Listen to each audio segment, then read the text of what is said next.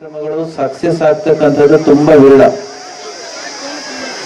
ಆದ್ರೆ ಇವತ್ತು ಇಲ್ಲಿ ವಿಶೇಷವಾಗಿ ಸಾವಿರಾರು ಸಂಖ್ಯೆಯಲ್ಲಿ ಭಕ್ತರು ಕುಂಭಾಭಿಷೇಕ ಮಹಾಮಂಗಳಾರತಿ ಮುಗಿದ ನಂತರದಲ್ಲಿ ಕೂಡ ಎಷ್ಟೊಂದು ಭಕ್ತಿ ಎಲ್ಲರೂ ಕೂಡ ಕೊಡ್ತಿರೋದನ್ನ ನೋಡಿದ್ರೆ ಈ ಭಾಗದ ನಮ್ಮ ಭಕ್ತರ ಶಿಸ್ತನ್ನ ಶ್ರದ್ಧೆಯನ್ನ ತೋರಿಸುತ್ತೆ. ಅದಕ್ಕಾಗಿ ನಿಮ್ಮೆಲ್ಲರಿಗೂ ಕೂಡ ವಿಶೇಷವಾಗಿರ್ತಕ್ಕಂಥ ಭೈರವನ ಮತ್ತು ಚಂದ್ರಶೇಖರನ ಆಶೀರ್ವಾದಗಳು. ಈಗ ತಾನು ಶಿಸ್ತು ಅಂತ ಹೇಳಿದೆ. ಯಾರಾದ್ರೂ ನಾನು ಆಡಿರೋ ಶಿಸ್ತಿನ ಮಾತನ್ನ ಕೇಳಿಸ್ಕೊಂಡು ನೀವು ಮಾಡ್ತಾ ಇರ್ತಕ್ಕಂಥ ವಿಷಯದಲ್ಲಿ ಪಿಕ್ಚರ್ನ ತೋರಿಸಿದ್ರೆ ಒಂದೊಂದು ತಾಳೆ ಆಗೋದಿಲ್ಲ. ಹೌದಾ? ನಿಖಿಲ್ ಕುಮಾರಸ್ವಾಮಿ ಅವರು ಮಾತನಾಡಬೇಕಾದ್ರೆ ವಿಷಲ್ ಹೊಡೆದು ನಡೆಯುತ್ತೆ. ಸ್ವಾಮಿ ಮಾತನಾಡ್ಬೇಕಾದ್ರೆ ಚಪ್ಪಾಳಿಯೂ ಕೂಡ ಬೇಡ, ಸುಮ್ಮನೆ ಭಕ್ತಿಯಿಂದ ಶ್ರದ್ಧೆಯಿಂದ ಕೇಳಿಸ್ಕೊಳ್ಳಿ. ನಿಖಿಲ್ ಕುಮಾರಸ್ವಾಮಿ ಅವರಿಗೆ ಮಾತನಾಡಿ ಹೆಚ್ಚು ಅಂತ ಕೇಳಿದೆ. ಎಷ್ಟೊಂದು ಸಂಸ್ಕಾರಯುತವಾಗಿರ್ತಕ್ಕಂಥ ಹುಡುಗ ಅಂದ್ರೆ, ಈಗಾಗಲೇ ಮಗು ಇದೆ ನಮ್ಮ ನಿಖಿಲ್ ಅವರಿಗೆ, ದೇವ್ ಅಂತ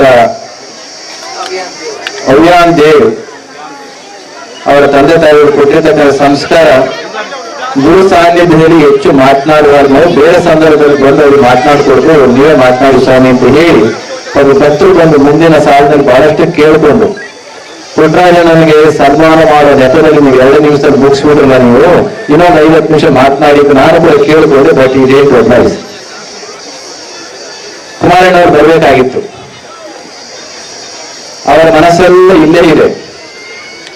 ಇಲ್ಲಿ ಬಂದ ನಂತರದಲ್ಲೂ ಕೂಡ ಮತ್ತೆ ಫೋನ್ ಮಾಡಿ ಕೇಳ್ಕೊಂಡ್ರು ಭಕ್ತರೆಲ್ಲ ಎಷ್ಟು ಸೇರಿದ್ದಾರೆ, ಹೇಗಿದ್ದಾರೆ.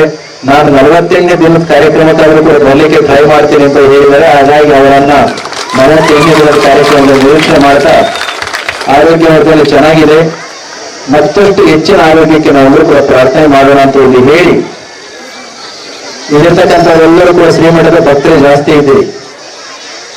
ನಮ್ಮ ಗುರುಗಳು ನಮ್ಮ ಹಳ್ಳಿಗಳಿಗೆ ಹೋದಾಗ ನಮ್ಮ ಭಕ್ತರಿಗೆ ಹೇಳ್ತಾ ಇದ್ರು, ದೇವಸ್ಥಾನಗಳು ಯಾಕೆ ಬೇಕು, ಮನುಷ್ಯರಾಗಿ ಯಾಕೆ ಹುಟ್ಟಬೇಕು, ಮನುಷ್ಯರಾಗಿ ಹೆಂಗ್ ಹುಡ್ತೇವೆ, ಹುಟ್ಟಿದ ಮೇಲೆ ಹೇಗೆ ಬದುಕಬೇಕು, ಪ್ರಾಣಿಗಳಿಗೂ ನಮಗಿರ್ತಕ್ಕಂಥ ವ್ಯತ್ಯಾಸ ಏನು, ದೇಹ ಮನುಷ್ಯರಾದ್ರೂ ಕೂಡ ನಡವಳಿಕೆ ರೀತಿ ನೀತಿಗಳು, ಬದುಕಿನ ರೀತಿ ನೀತಿಗಳು ಪ್ರಾಣಿಗಳ ತಾನೇ ಇದ್ದದ್ದಾದ್ರೆ ಮನುಷ್ಯರು ದೇವರ ಮೃಗಾಶ್ಚರಂತಿ, ದೇಹ ಮನುಷ್ಯನಾಗಿಟ್ಕೊಂಡು ನಮ್ಮ ನಡೆನುಡಿಗಳು ಪ್ರಾಣಿಗಳ ತರ ಇದ್ದದ್ದಾದ್ರೆ ಮನುಷ್ಯ ರೂಪದಲ್ಲಿ ಪ್ರಾಣಿಗಳ ತರ ಓಡಾಡ್ತಾ ಇರ್ತಕ್ಕಂಥ ಪ್ರಾಣಿಗಳು ಅಂತ.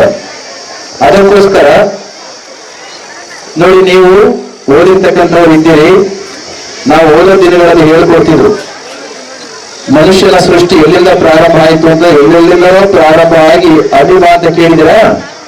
ಅಮೀಬಾಗಳು ಏಕಕೋಶ ಜೀವಿ, ಯುವನಿ ಸೆಲ್ಯುಲರ್ ಸೆಲ್ಸ್, ಅವು ಆರ್ಗನ್ಸ್.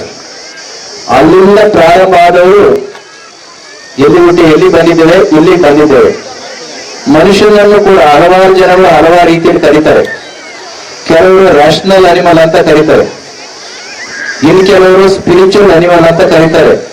ಒಟ್ಟಾರೆ ಏನೇ ಕರೆದ್ರು ಕೂಡ ರ್ಯಾಷನಲ್, ಸ್ಪಿರಿಚುವಲ್, ಇಂಟ್ಯೂಟಿವ್ ಏನೇ ಕರೆದ್ರು ಕೂಡ still we are animals. Animals ಅಂತಾರೆ ಪ್ರಾಣಿಗಳು ಅಂತ. ನಾವು ಪ್ರಾಣಿಗಳಾದದ್ದೇ ಆದ್ರೆ ಆ ಪ್ರಾಣಿಗಳಿಗೂ ಈ ಮನುಷ್ಯ ಎಂಬ ಪ್ರಾಣಿಗಳ ವ್ಯತ್ಯಾಸ ಏನಾದ್ರು ಇರಬೇಕಲ್ವಾ? ಅದಕ್ಕೋಸ್ಕರ ವಿಕಾಸದ ಪ್ರಕ್ರಿಯೆಯಲ್ಲಿ ನಾವು ಪ್ರಮೋಟ್ ಆಗಿ ಆಗಿ ಆಗಿ ಯಾವ ಸ್ಥಿತಿ ಬಂದಿದ್ದೇವೆ ಅಂತಂದ್ರೆ ಪ್ರಾಣಿಗಳಲ್ಲಿ ಸ್ವಲ್ಪ ಉತ್ಕೃಷ್ಟವಾಗಿರ್ತಕ್ಕಂಥ ಸ್ಥಿತಿಗೆ ಬಂದಿದ್ದೇವೆ. ಅರ್ಥ ಆಗುತ್ತಲ್ಲ? ಪ್ರಾಣಿಗಳಲ್ಲೇ ಉತ್ಕೃಷ್ಟ ಸ್ಥಿತಿ ಹೇಗೆ ಗೊತ್ತಾ? 1ನೇ ಕ್ಲಾಸ್ನಿಂದ ಓದಿ ಓದಿ ಓದಿ 10ನೇ ಕ್ಲಾಸಿಗೆ ಬಂದಿದ್ದೇವೆ ಅಂತ ಇಟ್ಕೊಳ್ಳಿ. 10ನೇ ಕ್ಲಾಸ್ ಲಾಸ್ಟಾ? 10ನೇ ಕ್ಲಾಸ್ ಕೊನೆನಾ? ಇಲ್ಲ. PUC ಹೋದ ತಕ್ಷಣ ಆಗಲೇ 10 ಹೊರಟೋಯ್ತು. ಏನಂತ ಬಂತು? 1 ಬಂತು. 1ನೇ ಪ್ರಥಮ ವರ್ಷದ PUC ಅಂತ ಬಂತು.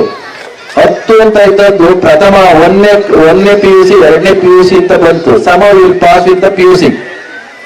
ನೆಕ್ಸ್ಟ್ BSc ಹೋಗ್ತೀರಿ ಅಥವಾ BE ಹೋಗ್ತೀರಿ. ಅಲ್ಲಿ ಹೋದಾಗ ಏನಾಗುತ್ತೆ?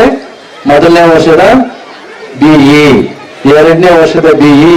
ಅರ್ಥ ಏನು ಅಂತಂದ್ರೆ ನಾವು ಈ ಹಂತಕ್ಕೆ ಬರ್ಲಿಕ್ಕೆ ಹಲವಾರು ಹಂತಗಳನ್ನ ಪಾಸ್ ಮಾಡಿ ಮಾಡಿ ಮಾಡಿ ಇಲ್ಲಿ ಬಂದಿದ್ದೀವಿ. ಇದೇ ಕೊನೆ ಅಲ್ಲ, ಇನ್ನು PhD ವರೆಗೂ ಕೂಡ ಓದ್ಬೇಕಾದ ಕಾಲ ಇದೆ. ರಿಸರ್ಚ್ ಕೂಡ ಮಾಡಬೇಕಾಗಿದೆ. ಹೇಗೋ ಅದೇ ರೀತಿ ಮನುಷ್ಯರಾಗಿ ಹುಟ್ಟಿದ ತಕ್ಷಣ ಇದೇ ಕೊನೆಯಲ್ಲ, ಇನ್ನು ನಮ್ಮ ಜರ್ನಿ ಬಹಳ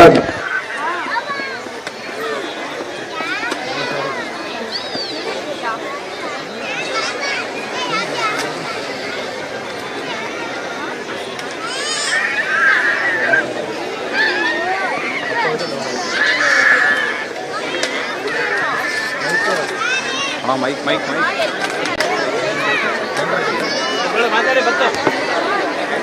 ಬಂತು ಬಂತು.